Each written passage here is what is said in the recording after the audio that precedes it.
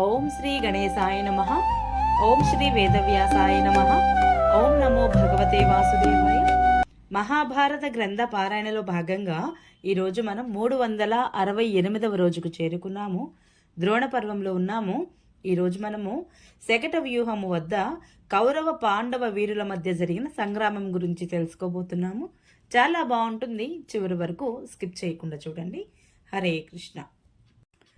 శుక్ల అంబరధరం విష్ణుం శశివర్ణం చతుర్భుజం ప్రసన్నవదనం ధ్యాయేత్ సర్వవిఘ్నోపశాంతయే.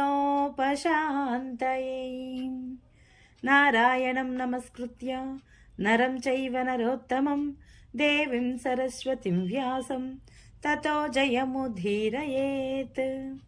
హరే కృష్ణ. ఇక మనం పారాయణలోనికి వెళ్ళిపోదాము.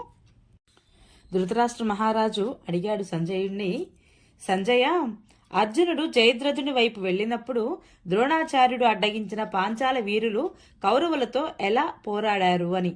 సంజయుడప్పుడు చెబుతున్నాడు, రాజా, ఆ రోజు మధ్యాహ్నం కౌరవ పాంచాలుల మధ్య జరిగిన తీవ్రమైన యుద్ధంలో ద్రోణాచార్యుడే ప్రధాన లక్ష్యం. వాళ్ళకి పాంచాల పాండవ వీరులందరూ కూడా ద్రోణుడి రథం వద్దకు చేరి అతని సైన్యాన్ని చిన్నాభిన్నం చేయడానికి గొప్ప గొప్ప ఆయుధాలు ప్రయోగించసాగారు. అందరికంటే ముందు కేకయ వీరుడు బృహత్క్షత్రుడు వాడి బాణాలను వర్షిస్తూ ద్రోణుడి ఎదుటికి వచ్చి నిలుచున్నాడు. క్షేమధూర్తి వందల కొద్ది బాణాలను కురిపిస్తూ అతనిని ఎదుర్కొన్నాడు. చేదిరాజు దృష్టకేతుడు ఆ తరువాత ఆచార్యునిపై విరుచుకుపడ్డాడు. వీరధ్వనుడు ఆ తర్వాత అతనిని ఎదిరించాడు. ఈ రీతిగానే సహదేవుని, దుర్ముఖుడు, సాత్యకిని, వ్యాఘ్రదత్తుడు, ద్రౌపదీ పుత్రులను సోమదత్తుని పుత్రులు, భీమసేనుడిని అలంబుష రాక్షసుడు అడ్డగించారు. అప్పుడే యుధిష్ఠిరుడు ద్రోణాచార్యునిపై 90 బాణాలు వేశాడు. అప్పుడు ఆచార్యుల వారు సారథి గుర్రాలతో సహితంగా అతని మీద 25 బాణాలతో దెబ్బ కొట్టాడు. కానీ ధర్మరాజు తన చేతి వేగం చూపుతూ ఆ బాణాలన్నింటినీ తన బాణవర్షంతో ఆపు చేశాడు. దీనితో ద్రోణుడి కోపము హెచ్చింది. ఆయన యుధిష్ఠిరుని విల్లు విరిచాడు. అతి వేగంగా 1000 బాణాలను వర్షించి అతనిని అన్ని వైపుల నుండి కప్పివేశాడు.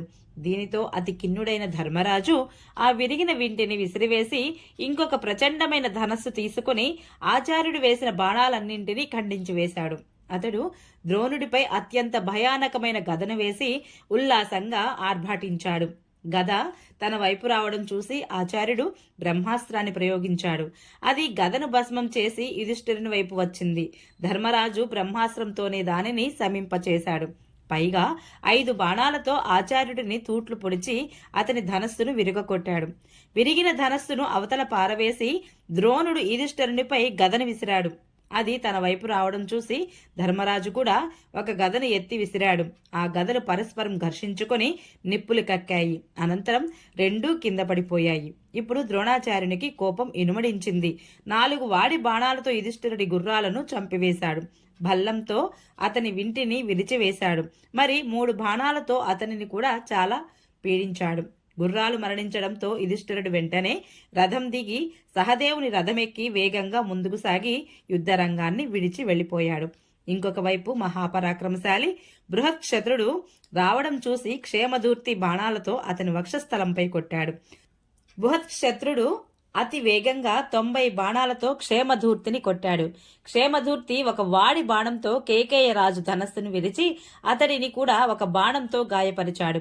కేకేయ రాజు ఇంకొక ధనస్సును తీసుకుని నవ్వుతూ క్షేమధూర్తి యొక్క గుర్రాలను, సారథిని, రథాన్ని నాశనం చేసివేశాడు. ఇంకొక వాడి బాణంతో కుండల మండితమైనటువంటి అతని శిరస్సును శరీరం నుండి వేరు చేశాడు. తరువాత అతడు పాండవులకు హితం కోరి అకస్మాత్తుగా మీ సేనపై విరుచుకుపడ్డాడు. చేదిరాజు దృష్టకేతుడిని వీరధ్వనుడు ఎదిరించాడు. వారిద్దరూ కూడా పరస్పరం పోరాడుతూ 1000 బాణాలతో ఒకరినొకరు గాయపరుచుకున్నాడు. వీరధ్వనుడు కోపించి ఒక భల్లంతో దృష్టకేతుని ధనస్సును 2 ముక్కలుగా నరికివేశాడు. చేదిరాజు దానిని విసిరివేసి ఒక ఇనుప శక్తిని 2 చేతులతో ఎత్తి వీరధ్వనుడి మీదికి విసిరాడు. ఆ భయంకరమైన దెబ్బకు వీరధ్వనుడి గుండె పగిలి రథం నుండి కింద పడ్డాడు. ఇంకొక వైపు దుర్ముఖుడు సహదేవునిపై 60 బాణాలు వేసి గట్టిగా ఆస్పాలనం చేశాడు. సహదేవుడు అలవోకగా అనేక తీవ్రమైన బాణాలతో తూట్లు పొడిచాడు. దుర్ముఖుడు అతనిపై 9 బాణాలు వేశాడు. సహదేవుడు ఒక భల్లంతో దుర్ముఖుడి ధ్వజాన్ని ఖండించి 4 వాడి బాణాలతో 4 గుర్రాలను చంపివేశాడు. మిక్కిలి వాడి అయిన ఇంకొక బాణంతో అతని వింటిని విరిచాడు. అనంతరం అతని సారథిని కూడా తల నరికేశాడు. 5 బాణాలతో అతనిని కూడా గాయపరిచాడు. దుర్ముఖుడు గుర్రాలు లేని తన రథాన్ని వదిలి నిరమిత్రుని రథం ఎక్కాడు. దీనిపై కోపించిన సహదేవుడు ఒక భల్లంతో నిరమిత్రుడిని ప్రహరించాడు. అందుపై త్రిగర్త రాజపుత్రుడు నిరమిత్రుడు రథం నొగలిపై నుండి కింద పడ్డాడు. నిరమిత్రుడు చనిపోవడం చూసి త్రిగర్త సైన్యంలో హాహాకారాలు వ్యాపించాయి. అదే సమయంలో ఇంకొక అద్భుతం జరిగింది. ఒక్క క్షణకాలంలో నకులుడు మీ కొడుకు వికర్ణుడిని ఓడించాడు. సైన్యంలోని 2వ భాగంలో వ్యాఘ్రదత్తుడు తన వాడి బాణాలతో సాత్యకిని కప్పివేశాడు. సాత్యకి తన హస్తలాఘవంతో వాటన్నింటినీ నిలుపు చేసి తన బాణాలతో ధ్వజం, సారథి, గుర్రాలతో పాటుగా వ్యాఘ్రదత్తుడిని కూడా నేలకూల్చాడు. మగధ రాజకుమారుడు మరణించాక మగధ దేశపు వీరులు అనేకులు వేల కొద్ది బాణాలు, తోమరాలు, బిందిపాలాలు, ప్రాసలు, ముద్గరాలు, ముసలాలు మొదలైన ఆయుధాలతో దెబ్బ కొడుతూ సాత్యకితో యుద్ధం చేయసాగారు. కానీ సాత్యకి అవలీలగా వారినందరినీ ఓడించాడు.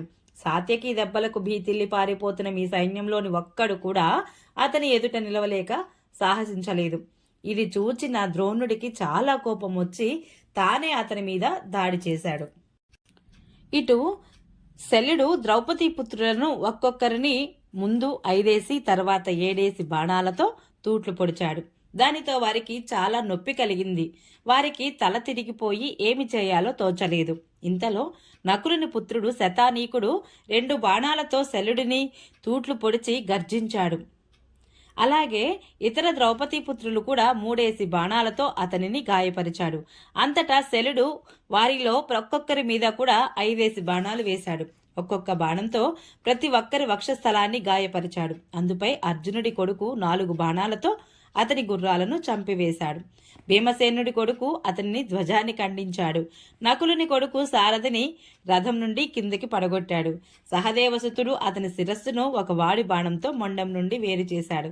అతని తల తెగి పడడం చూసి మీ సైనికులు భయంతో అటు ఇటు పరుగులు తీశారు.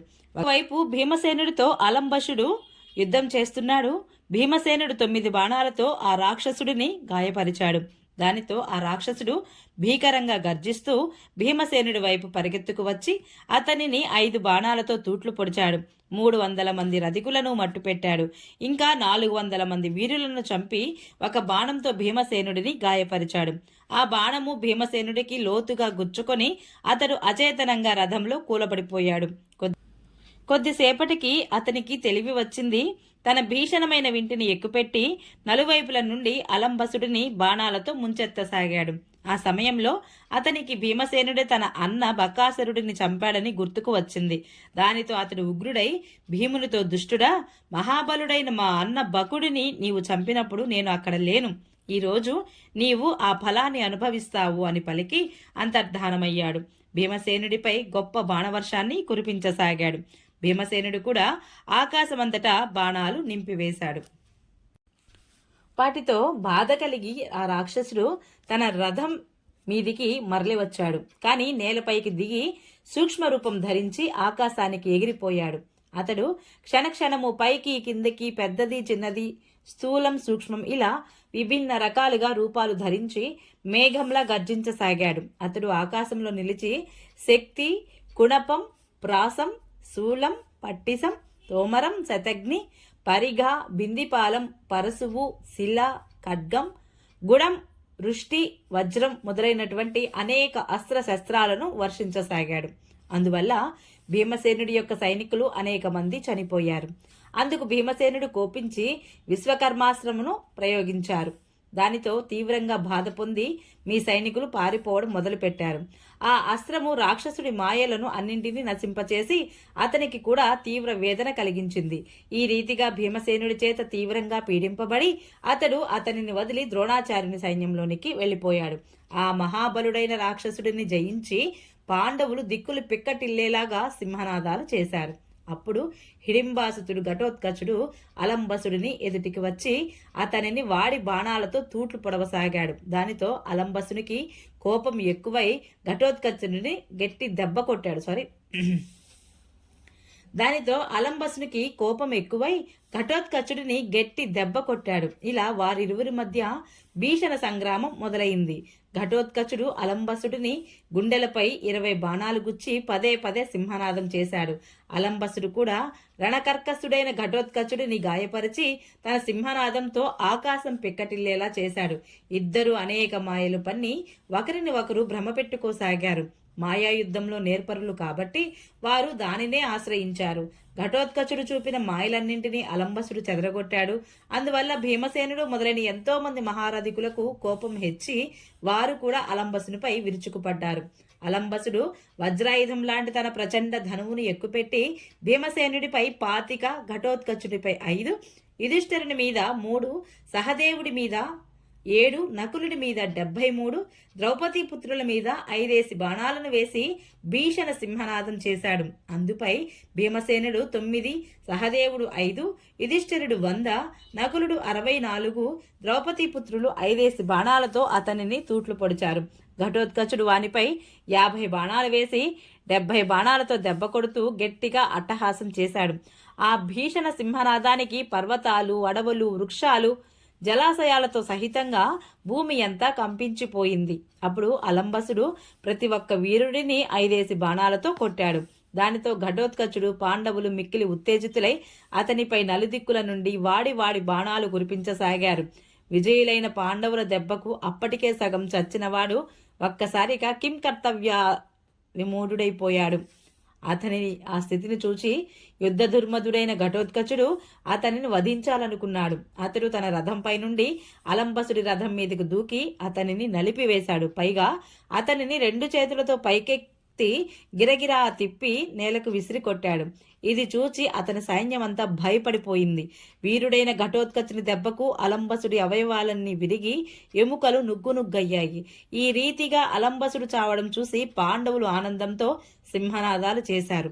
మీ సైన్యంలో హాహాకారాలు చెలరేగాయి. ఓం నమో భగవతే వాసుదేవాయ. ఈరోజు పారాయణ ఇంతటితో సమాప్తం. రేపు మనము ద్రోణ సాత్వికుల మధ్య జరిగిన యుద్ధము, యుధిష్ఠిరుడు సాత్యకిని అర్జునుడిని వద్దకు పంపుట గురించి తెలుసుకుందాము. ఈ వీడియో మీకు నచ్చినట్లయితే please subscribe my channel, like, share, comment please. Thank you.